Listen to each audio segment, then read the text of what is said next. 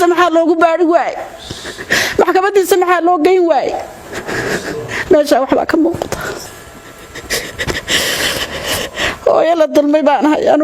ويلا التكاري بأنا مذهب كالساعة اللي يقول سمي مذهب كلا ساعة على الشيء اللي يقول سمي يعني مذهب كلا ساعة على السمي اللي شيء اللي يقول سمي يعني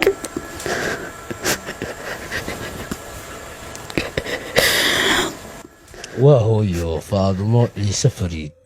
وكويس حلقة ويل كذا عبد الله شيخ عبد الرحمن إبراهيم ولح سنوات كحلا دلك جيبوتي كدب مركي لغا قاضي سوماليلان لبدي كون يافرية طبانكي oo lagu xabisay dalkaasi Djibouti kalidii ayaa xabsigaasi la geeyay waxaana hooyada ka soo maray waayo aad u adag laba jeer oo kamid ah ayay aragtay oo la tusay isagoo xabisan way ku indhabeeshay inkastoo imika loo jeexay indhaha haddana murugada iyo dhibaatada ka soo gaadhay xariga wiilkeeda duruufaha ka soo maray ayay mar walba qalbigeeda ku soo noqnoqonaya hooyo Faadumo Ciise Fariid waxay u aragtaa maadaama ay ka mid tahay dadka qabiilooyinka tirada yar ee ku nool Somaliland oo aan ahayn beesha dhexe iyo beelaha kale in iyada si gaar ah loo bartilmaameedsaday oo la cusuriyadeeyay waana arrinta ugu weyn ee ay mar walba xusuusta ku noqonaysa maadaama inankeeda lala qabtay dad badan hase yeeshee kelidii oo xariga ku jiro dunyada ninkii nool wax walba uu arkideeyo noolow wax walba arag baan ka dhigay meesha anaga dibta nagu dhacday waa toon naga horreyn oo cid ka hor naga horeysay ku dhicin dibta nagu dhacday adduunku wuu iska ogyahay mawaadilan waxba ku cadayn oo waxba lagu qabanino ayar inta aqalkiisa saq dhaxal laga qaaday Djibouti loo dhiibay oo la natusin dibtii wixii uu lagu qaaday oo maxkamadiisa la tusin oo la geyn oo la nagu maslaxayay waa tuhuna wax ninkan wax lagu ma haysto maxkamada la soo geyn doono maxkamada ku sugi jirnay imsa cisho oo la noogu keenin ka bacdi saan maxkamada la keeno lahayn Djibouti baa la geeyay airboodka markii laga qaadanayay la yiri laga saaray la yiri ajaanib baan sidnaa ajaanib ma hayna mawaadil buha abi markuu isaga leega hargeyso macallin diin iyo macallin quraanka ahaa markuu isaga lamid ah dhalinyaraha linka bileysku madrasad weyn ku lahaa halkaas dad badan ugu xudhigi jiray oo sharaf ku lahaa markuu isaga abi leega waana ajaanib baa la yiri waa Ethiopian baa la yiri qalbiid kala lagu sheegay waa ajaanib baa la yiri waa Ethiopian baa la yiri qabiil kala lagu sheegay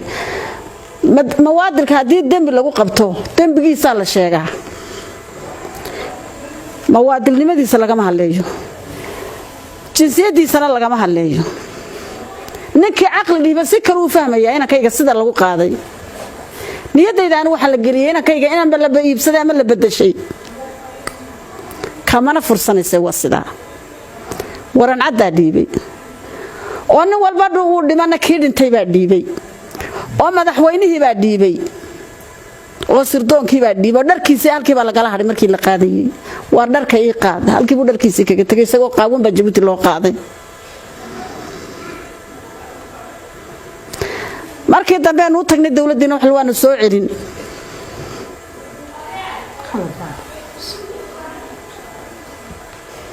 wala soo baariya dhulkiisa ma lagu baaro dhulkiisa maxaa loogu baari waay maxkamadiisa maxaa loo geyn waay meesha waxba ka muuqata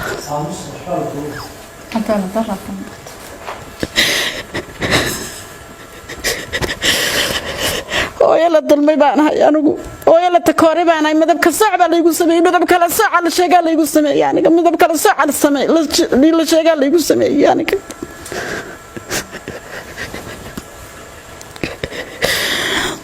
siiraaya markii la dooranayay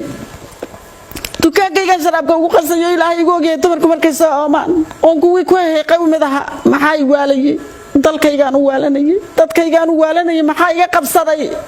waxaan noqday ajaanib la garanayn baan noqday ilaahay baa ka abaalmarin nimadooda u taala ninkiina kayga dib u geystay walad dhalay waladkiisa u taala ilmihiisa u taalla caayihiisa u taalla adduunyadiisa u taalla aakhiradiisa u taalla in badan baan ooyay oo waxba la qaban maantana waan ooyay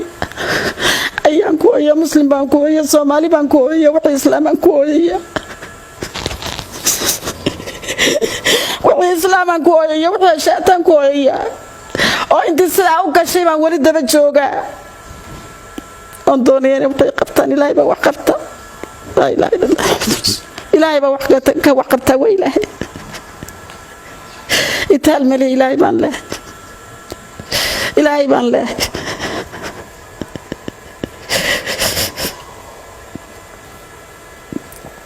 ilaahay baan leeyahay kana waan bariyay ilaahayna waan bariyay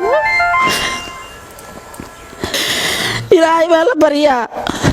idinkana waxaan idinka codsanayaa inaan ka idin soo celisaan oo reerkiisii soo celisaan oo soo celisaan oo xorriyadiisii soo celisaan Jabuuti ma haysatay Soomaaliland baa haysatay inaan ka iga Soomaaliland soo celisay inaan ka iga Soomaaliland soo celiso Soomaaliland soo celiso oo kuwitir ay soo celiyaan oo ka jooga haysta ay soo celiyo in badan baan bariyay inankiisa u tiro ilaahiisa ka cabsado inankiisa u tiro ilmihiisa u tiro soo celiyo inankiisa la mid yahay soo celiyo oo Ismaaciil Cumar Geele inankiisa la mid yahay soo celiyo ma wadalka gacantiisa ku jira ee loo geeyo Soomaaliyada muslimka ama waadilka ay soo celiyo waxaan ka codsanayaa inankiisa la mid yahay balana wuu ii qaaday warna igu soo celin inuu ii soo daayo balana wuu ii qaaday warna igu soo celin waxaan ka codsanayaa maanta Jabuuti buu joogaa inankiisa la mid inuu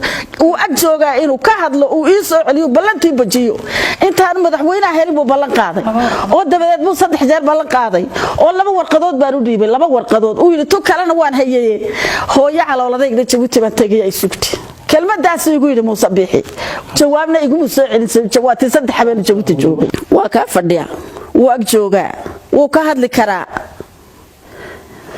Muuse ay soo celiyo waxaan ka codsanayaa inuu soo celiyo inankayga wuu karayaa inuu soo celiyo waa muwaadiniinkiisa la mid ah oo xukuumaddiisu dhiibtay oo dawladdiisu dhiibtay oo waxa dhiibtay kulmiya dhiibay inankayga kulmiyaana nu jajabay oo halgamay kulmiya dhiibay inankayga kulmiyaanu haystaa madaxweyne weyn soo celiyo inankayga maxkamadii Jabuuti waxay waa la noo keenay annaga wax inankaasi dambiyo halka u yaala maxaanu sameeynaa markaan wax dambiyo halka u yaala ma jirto annagu meel laga haystana ma garanayno kadib markii saanagu yiraahdeen annagu Soomaalilandtii qaaday iyaguna ma oran laakiin annagu waxaan u aanaynaynaa Soomaalilandtii qaaday maanta inay haysato Jabuuti ba haysan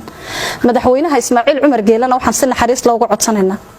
inuu walaalkay dalkiisu ku xiran yahay 7 sanadood bilaa xukun buu ku xiran yahay inuu walaalkay arrinkiisa uu in naxariis leh uu ku eego uu noo soo daayo uu dalkiisa noogu soo celiyaan ka codsanayna madaxweynaha Jabuuti Ismaaciil Cumar Geele runtii bayankaas wuxuu ka hadlayaa muwaadin reer Gabiley ah oo hadda ka hor dawladda Soomaaliland intay xidhay haddana ay u gudbisay dawladda Jabuuti oo haatan muddo badan ku xidhan maxay ahayd saldhigga Jabuuti markii koobaadna ma ahayn marar badan oo ka hadalnay arintaas oo waxa weey beesha iyo dhammaan gobolkan Gabiley dhaqameedkii dib uga ka hadlayno baaqawa la wada diray laakiin wax jawaab lagama helin maanta oo dawladda Soomaaliland joogto waftigii uu hogaaminayay madaxweynuhu dawladda Jabuuti ayaanu jeclaysanaa halkan inaanu baaqii marshanaad ku cusboonaysiino u sheegno in xaaladda wada hadalka laga wada hadlayo laguna daro xaaladdan maanta taagan runtii muwaadinkaasi waxa weeye qodob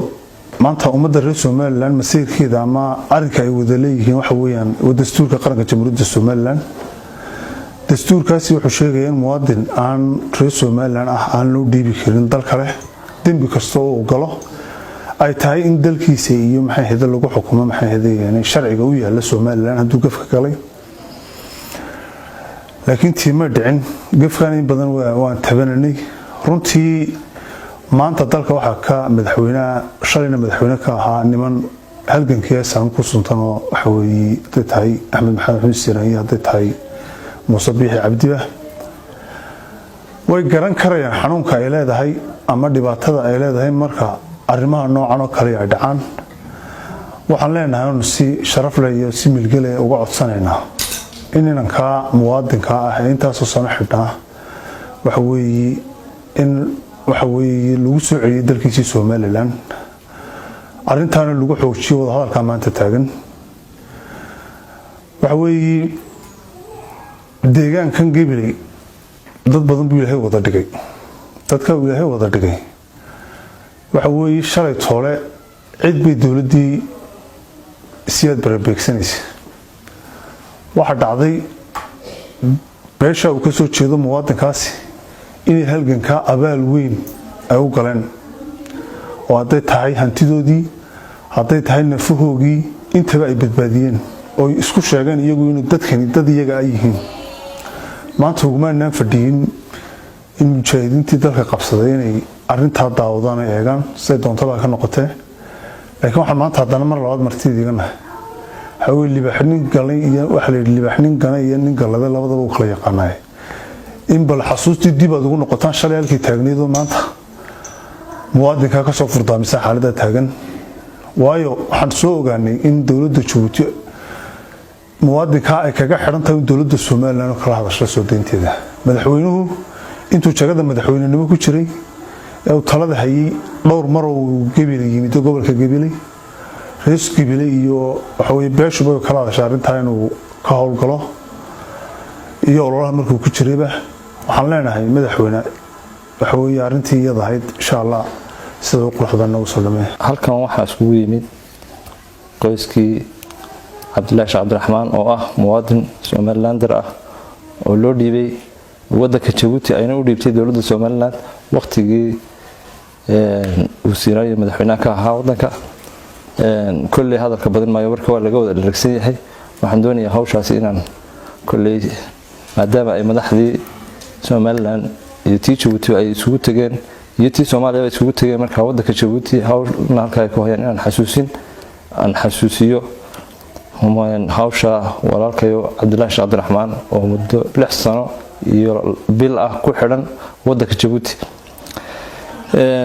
runtii kulli waa arin intaaba nagu mudnaa oo kulli dhibaatooyin fara badan ay waalidka ka soo mareen annaga naga soo mareen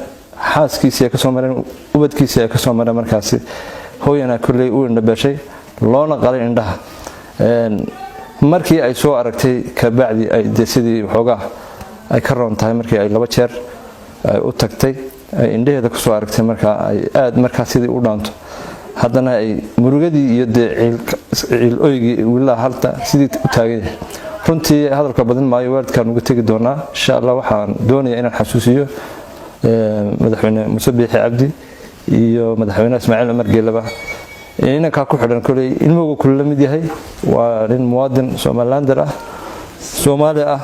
marka ma doonayo inaan hadalka ku sii teegaalo waalidkan uga bixi doonaa insha Allah inanka 7 sano 6 sano iyo bisha ku xidhnaa Djibouti in loo soo daayo xiridiisa loo soo celiyo wadankiisa lagu soo celiyo hooyada loo soo celiyo xaaskiisa ubadkiisa loo soo celiyo intaasaan ka codsanaynaa madaxweyne Ismaaciil Umar Geele oo maanta gacanta ku haya madaxweyne Muuse Biixi waxa leenahay inankaasi kulli waqtiga way ka horeysay xilliga xilka haysay laakiin xisbigaagu buu ahaa cid dhiibtay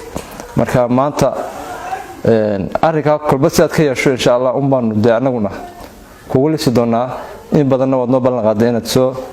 gurigiisa ku soo celin doonto ama wadankiisa ku soo celin doonto muwaadin Cabdilaahi Sheekh Cabdiraxmaan oo haddaanu reer Gabileynahay iyo shakhsiyan anigu de marka ama shakhsiyan hada ama oray magaalaha haade waxaanu ka codsanaynaa madaxweynaha dawladda Djibouti mudane Ismaaciil Umar Geele waxa jira nin ku xidhan Djibouti oo la yiraahdo Cabdilaahi Sheekh Cabdiraxmaan Ibraahim inuu kiis leeyahay iyo inaanu kiis lahayn iyo taasi annaga hawlaha yaga ma aha madaxweynaha waana reer Gabiley ah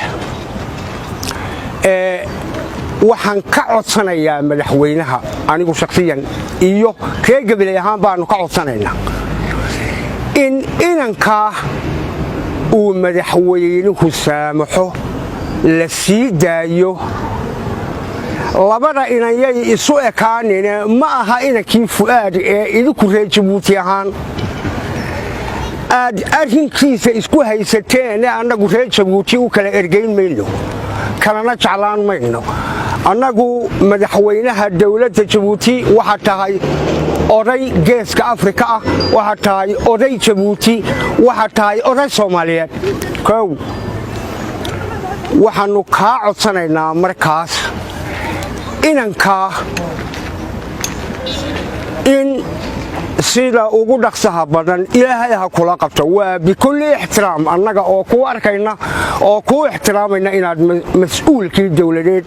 madaxweynihii dowladda jabuuti aad tahay oo annagu gelayn mucaaradada iyo waxaan la sheegaya iyo dhagaxtuurada iyo waxaa laga akhriyaya annagu kuma jirno howlaha iyagana ma aha reer somalilan inta arrintaa ka hadhaadashana anigu faduul baan u arkaa